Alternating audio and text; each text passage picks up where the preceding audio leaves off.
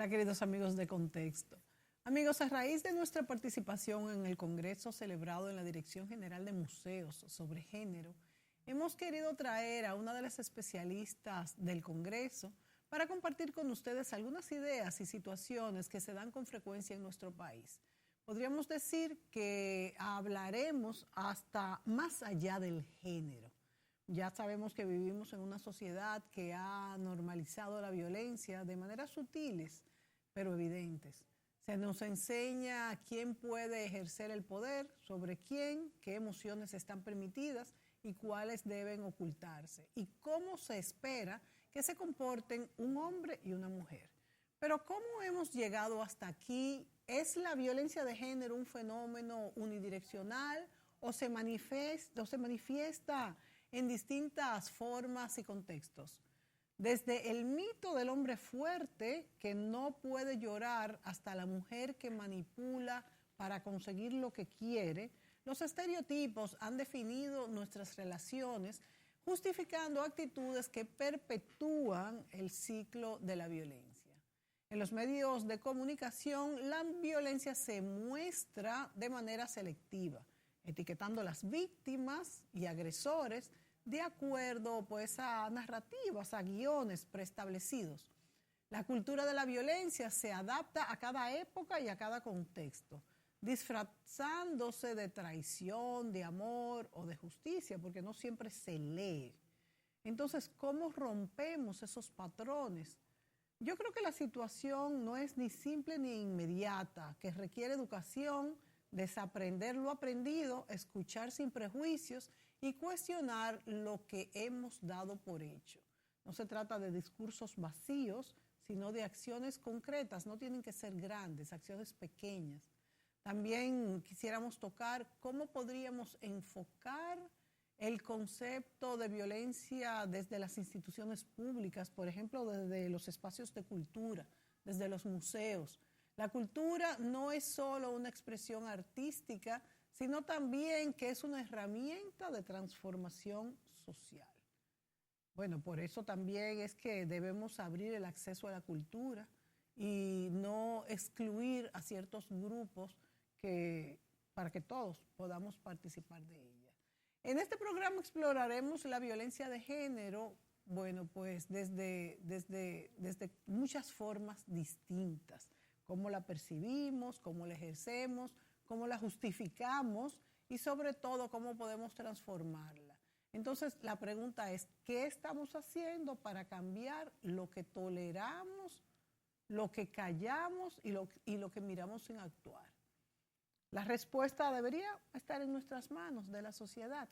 Hoy vamos a entrevistar a la magistrada Wendy Martínez, quien es una persona que además de ser una especialista en el tema, desde su trabajo, desde como magistrada, pues ha visto muchos casos y tiene mucha experiencia de cómo abordar este problema. Bienvenida, Wendy. Buenas tardes, muchísimas gracias, Mónica. Es un placer para mí estar en tu programa y sobre todo haber compartido esa experiencia maravillosa del primer congreso, y digo primer congreso porque espero que sean muchos congresos más sobre mujer, cultura y derecho a la cultura. Es interesantísimo y agradezco mucho a la Dirección de Museo y al Tribunal Constitucional que hayamos podido realizar esa actividad, sobre todo por el carácter intersectorial y el gran público que tuvimos, además de la calidad de los expositores. Todo muy organizado y creo que hemos dado un gran paso para introducir el tema de género en el arte, en el museo, en la Dirección de Cultura, en el Ministerio de Cultura. O sea que creo que realmente han hecho un trabajo impresionante e invaluable.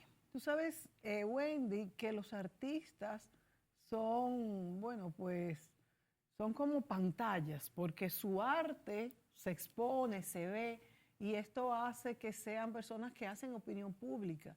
Y el arte contestatario, que está de moda hace pues muchos años, tiene implícito todo esto de la violencia de género, y es importante entender cómo los artistas se expresan.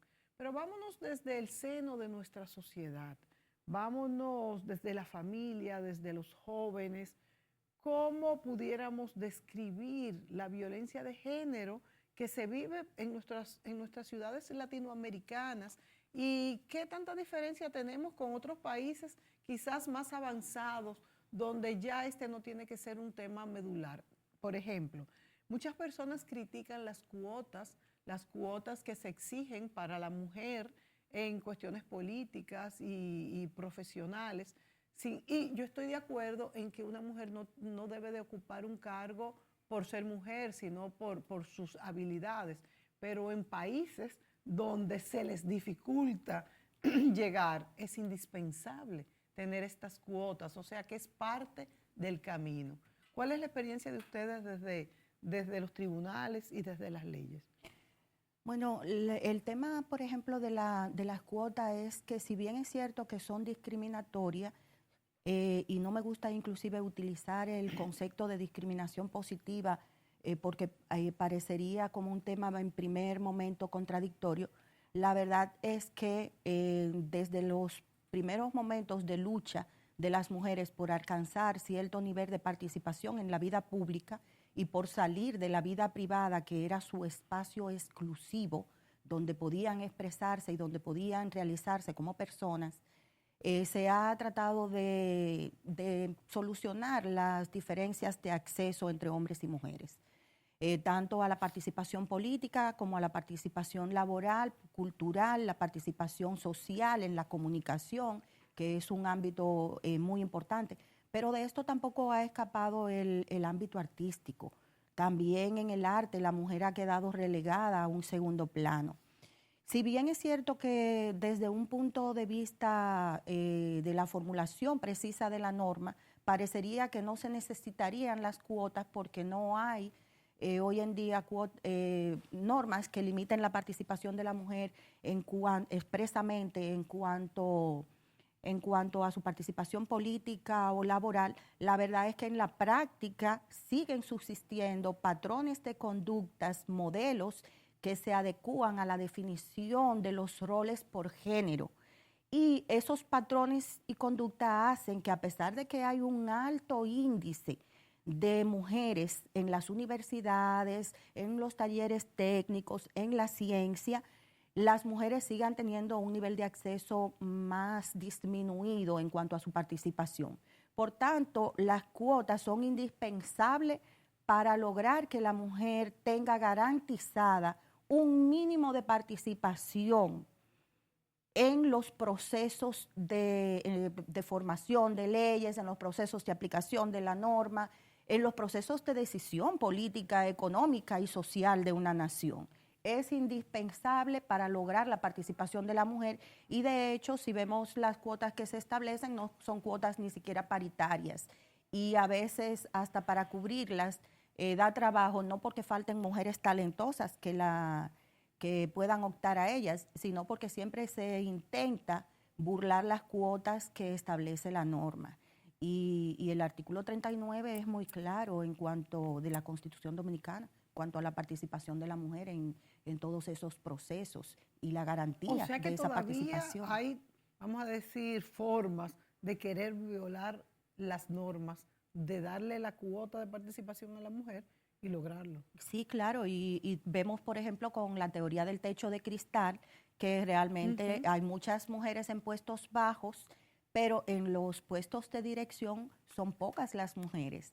Y yo decía en el Congreso que bastaba verla, por ejemplo, en la Suprema Corte de Justicia, como siendo un organismo de 17 jueces, solamente hay 2 mujeres en la primera sala, que es la civil.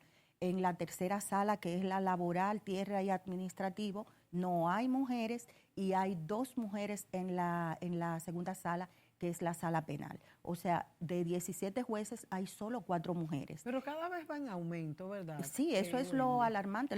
Más del 68% es de población femenina. Sí. De los jueces del país son mujeres. O sea que estamos ganando mucho terreno. Estamos ganando mucho terreno y por obligación y por el peso de las cosas, tarde o temprano, por ejemplo, el 75% de las cuotas de carrera terminarán en manos de las mujeres. O sea que vamos adelantando. Y una pregunta que se hace mucho el dominicano, o por lo menos que todavía está en su imaginario, hay roles u oficios que son de mujeres y hay oficios que son de hombres.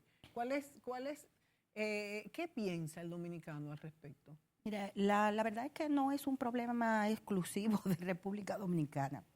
Es un problema prácticamente a nivel mundial, pero que se nota más en los países en vía de desarrollo. Y Latinoamérica tiene una idiosincrasia particular, propia, respecto a este concepto.